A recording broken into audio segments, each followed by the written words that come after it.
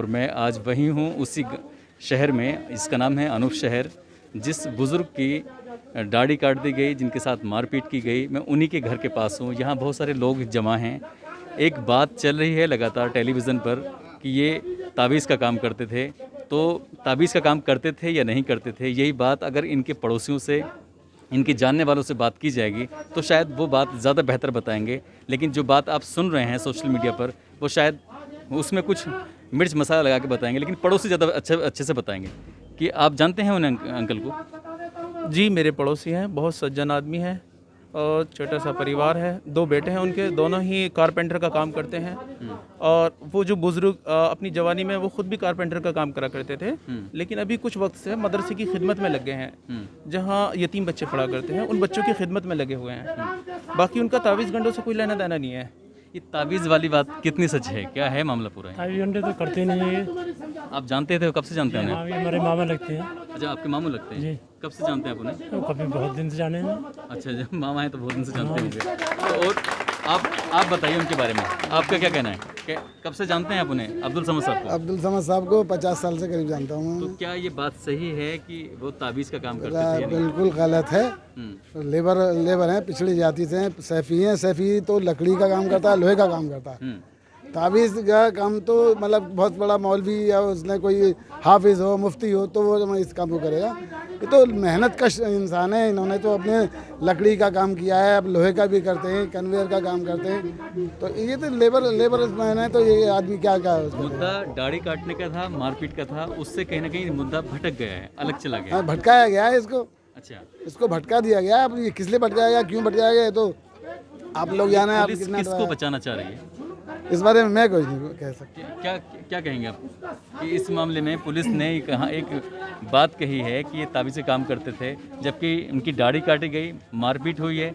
ये तस्वीर साफ देखी जा सकती है वीडियो में, लेकिन बात तस्वीर में जो आ रही हैं वो नहीं हो रही है और अलग तरह की बातें हो रही हैं। अलग तरह की यही बात हो रही है। तो इससे तो कोई है ही ना, मतलब खाली दाढ़ी का मतलब है। अच्छा, दाढ़ी का है, जो पिटाई करी है उसकी बात है।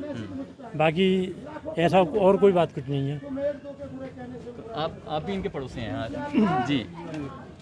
तो इसमें जो आप मतलब क्या चाहते हैं, जैसे आप पड़ोसी हैं उनके? अपने देश पर और देश के संविधान पर हमें पूरा भरोसा है। जो इन बुजुर्ग के साथ नाइंसाफ़ी की गई है उस पर इन्हें इंसाफ दें।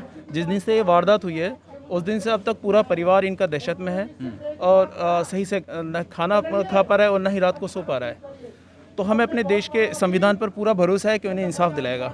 जैसे कि हम देख रहे हैं वो ठीक से चल भी नहीं पा रहे हैं, चेहरा सूजा हुआ है, हालत बहुत ज़्यादा ख़राब है उनकी। तो इस मामले में क्या उनकी तबीयत के, आप पड़ोसी हैं, आप बता सकते हैं कुछ? पहला नंबर तो ये कि जिस दिन से उनके साथ ये वारदात हुई है कोई उनके सपोर्ट में आया नहीं। उनके लिए एक मसीहा बन के उम्मीद पहलवान आए जो उनके लिए फरिश्ते का काम किया और उन्होंने वाकई अभी तक उनको सपोर्ट किया है। और वही एक वाहिद एक ऐसे इंसान है जिन्होंने उनको दोबारा जीने के लिए हौसला अफजाई की है। और जिस तरह से उनके साथ ये वारदात हुई है उस दिन से वो इतने ज़्यादा डिप्रेशन में जा चुके हैं कि लोग उनको समझा रहे हैं कि आप जो कुछ हुआ है उसे आप भूल जाइए और आगे की ज़िंदगी को खुशी के साथ जिए।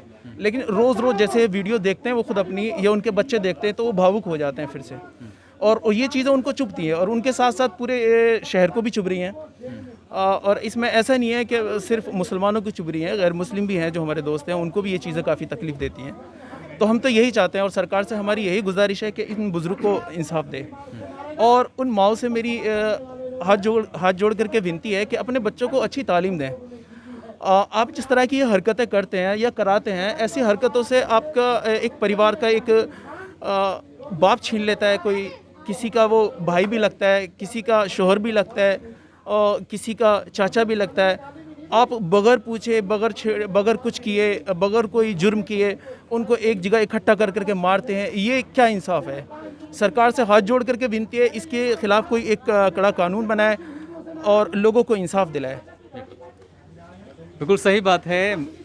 आए दिन देश के अलग अलग हिस्सों में मॉब लिंचिंग होती है, कुछ भीड़ इंसाफ करने के लिए चली जाती है, उन्हें लगता है कि जो वो कर रहे हैं बिल्कुल सही है, और ये घटनाएं लगातार बढ़ जाती हैं और ख़ासकर तब बढ़ जाती हैं जब चुनाव नज़दीक आते हैं, यानी कि कोई सांप्रदायिक रूप देने की कोशिश की जाती है। लेकिन सरकार ने अभी तक इस पर कोई कड़ा कानून बनाने के बारे में सोचा नहीं है। पड़ोसियों ने बताया कि उन्हें ये बचपन से जानते हैं, ये सैफ़ी बिरादरी यानी कि मुसलमान सैफ़ी बिरादर है जो कारपेंटर का काम करती है, लोहार का काम करती है। इन्होंने कभी भी यहाँ तावीज़ का काम नहीं किया है, क्योंकि पड़ोसी ज़्यादा बेहतर बता सकता है 100-200 या 400-500 किलोमीटर दूर बैठे हुए इंसानों से। यहाँ आकर हमने देखा किसी ने भी ये नहीं बताया कि ये तावीज़ का काम करते थे।